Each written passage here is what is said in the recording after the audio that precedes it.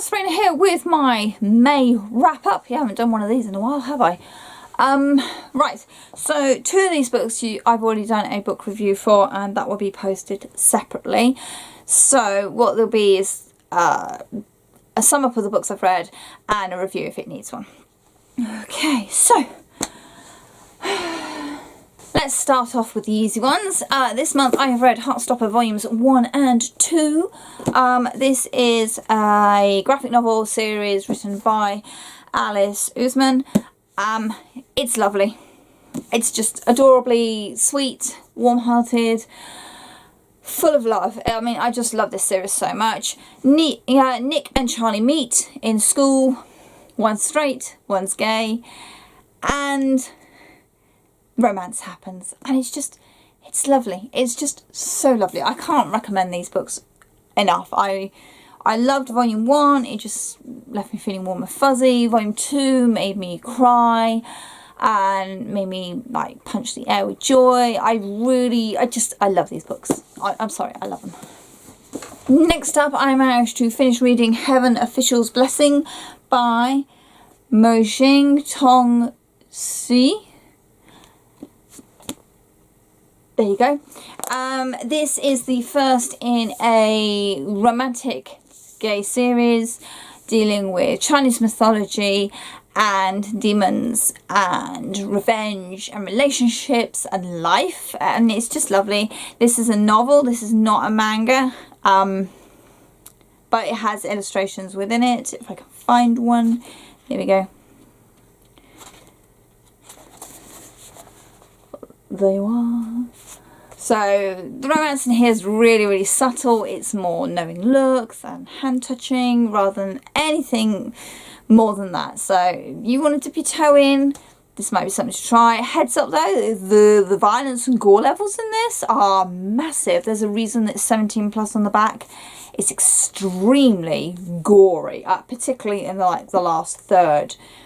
So be aware, do not give this to kids. This is not for kids to read. But I did love it. I've managed to borrow All You Need Is Kill by, hold on, Hiroshi Sakurasuka.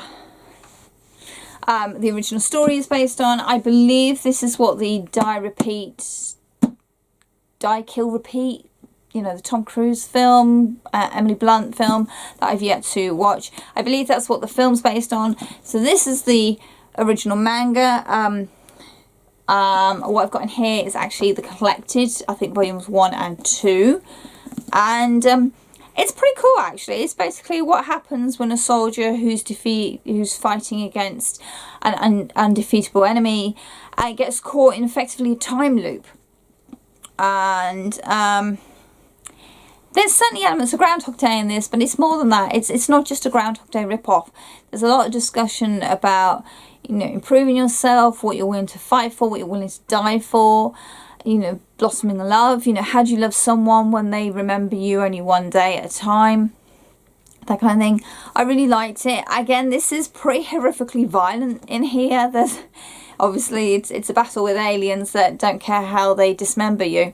So there's lots of graphic violence, and let's just say I'm quite glad this is in black and white and not in full colour, because I might have lost my lunch a couple of times.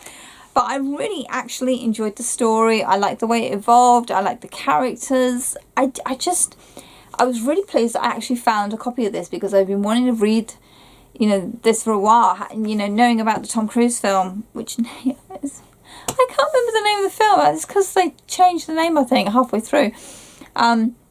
And knowing that was based on a Japanese manga, and it's like, well, I want to read the manga. I'm really intrigued by that concept. So this is really, really good, and I liked it. And I must get around to watching the film at some point. Next up, I read When Women Were Dragons by Kelly Barnhill. This is an alternative history, 1950s America, where effectively there was a mass dragoning of women, like 600,000 plus of them in America. And it's about how secrets are kept and lies are kept, which therefore means the past is doomed to repeat itself, and how we fool ourselves into believing the lies, and if we don't talk about things then they don't happen, and therefore it becomes a lie. kind of thing. But I really liked this. This made me extremely cross at times because obviously it's dealing with all the misogyny and the crap that women have to put up with.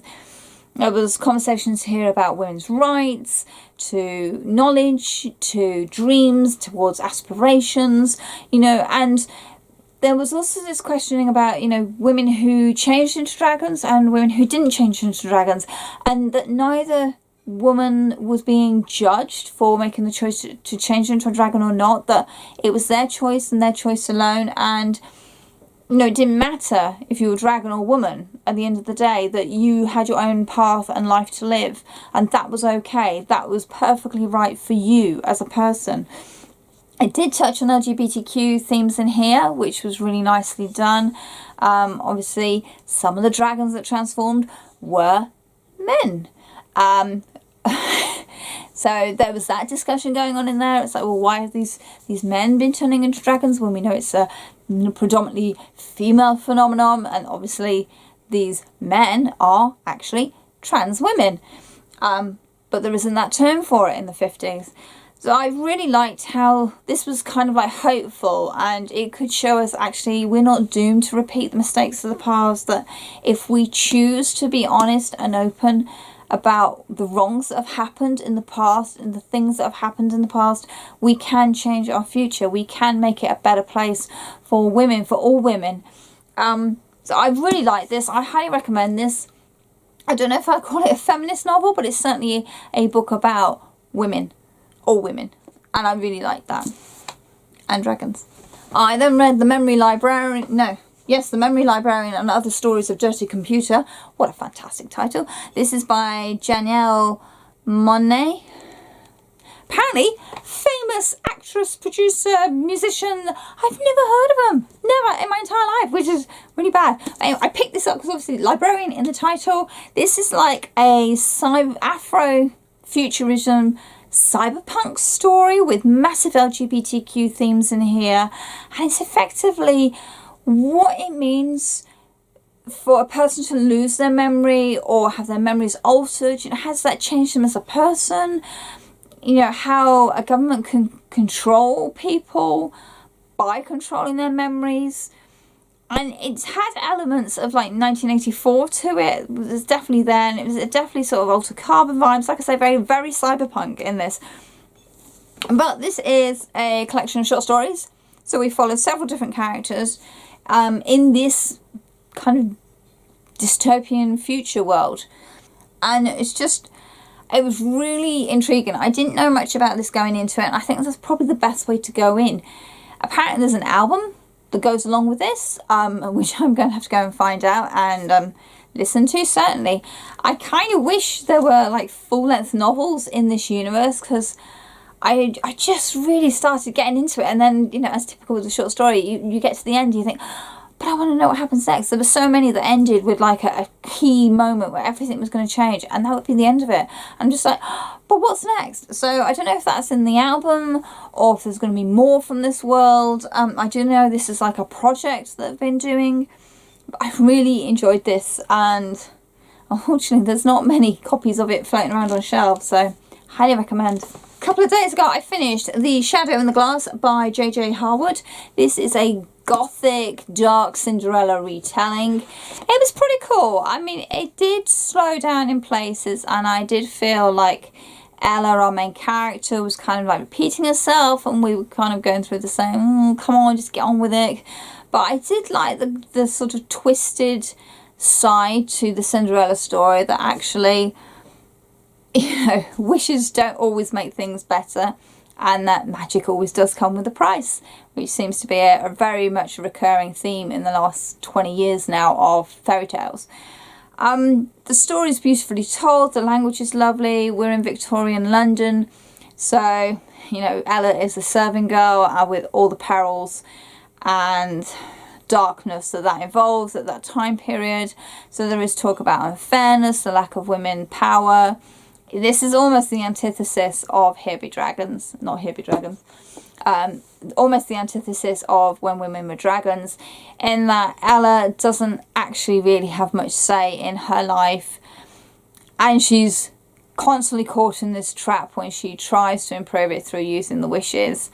It's interesting. It is a standalone, which I suppose makes sense because I can't see it going any further than where we are now. It does loosely hang on the Cinderella elements, but I kind of wish this was a bit bolder, that it went a bit more for the darkness, that it didn't feel sort of samey in the middle. This did sort of drag a little bit in the middle. I think it took me a bit longer to get through than it really should have. But I did enjoy it. It was a very good, solid novel. Finally, Magic Lessons by Alice Hoffman. This is a prequel in the Practical Magic series. No, I haven't read any of them. I picked this up from my local library, hence the nice matte covering. I picked this up because I saw a book written by Alice Hoffman that was called like the Book of something or other, Book of Magic, I think it was, which apparently is the latest book in the Practical Magic series. There's 4 books in the series. So I'm sitting there on the floor of the library trying to work out which one to read first. So I got the prequel because they didn't have Practical Magic in the library, and I thought I'd start at the beginning, even though it's not the first book read, first book written even. So this follows Maria and her daughter Faith in the 1600s as they flee Essex in the UK, across the seas, and ended up in Massachusetts in America via Salem. Which, as you can imagine, for a witch, is not a great place to be. But it's not about... I think what this story is actually about is love in all its forms, not just romantic love between lovers, but also family love and the people who become your family, that kind of love. The witchcraft, it's part of Maria's life, it's who she is. She is a natural witch. She's raised by a witch. She's seen the consequences of being a witch. She wants to protect her own daughter from that. And it's very much about how women at that time could use their knowledge for good or for evil. I mean, we all think of witches as in the black hat and broomsticks and casting spells and curses and that. And what's really quite refreshing about Magic Lessons is she's literally a herbologist. She is a folk healer. And many of whom at that time period were punished for having forbidden knowledge. That's the fact they knew something that men didn't know anything about, and that's what they were punished for. They were blamed as witches because they could do acts of healing that men couldn't do, that they were incapable of doing because they would not listen. Nothing's changed, has it? But I really liked the story writing. There were a couple of phrases that I felt like they'd been missed in editing, and it's like, hold on, you've told me that already and I don't need to know it again. You know, it's almost like this was serialised and they forgot to take out the bits when they put it together as a book. There's lots of references to what different herbs can do, the different types of teas that are brewed, you know, potions for healing, the rules of magic. And it's a beautiful story that says an awful lot about women in this time period and women in general, what it means to be without power, what it means to have power and yet hide it, what it means to live in fear of being found out, to live in harmony with nature, to be compassionate and kind and caring. It was just a really lovely story that I really did like. I felt hugely invested in. I wanted to see our characters flourish, grow, get justice, find love. And I liked it so much I've actually ordered the rest of the books in the series and the film as well, which I've never seen. So I really did like this. I suppose if you wanted to read a book about witchcraft and had done like a Discovery of Witches and you'd not read the Practical Magic series, I would probably say start off with the beginning. Go with this one. I think it's a really good introduction to the history of witchcraft possibly and just what it's grown. You know, where all these ideas have come from, what witchcraft actually is. And it is living in harmony with nature. It is understanding people. I liked it. I liked it a lot.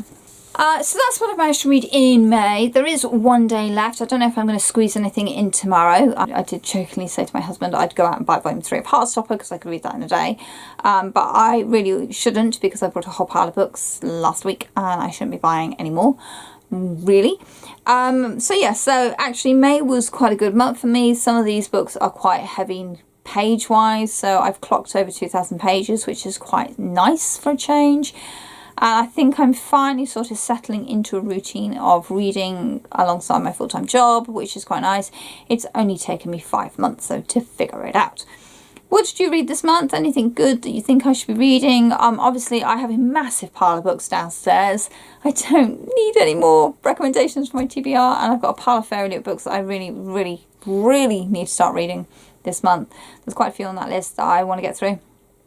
So yeah, I'm not short of books, but I keep buying them. Anyway, have you read any of these books? Let me know your thoughts down below. Please, no spoilers. Keep it friendly for people who haven't dipped into books yet. All as usual, MacGuffins are in the description box down below. Please check that out and support other booktubers because algorithms suck. And as always, thank you very much for watching and happy reading. Be safe.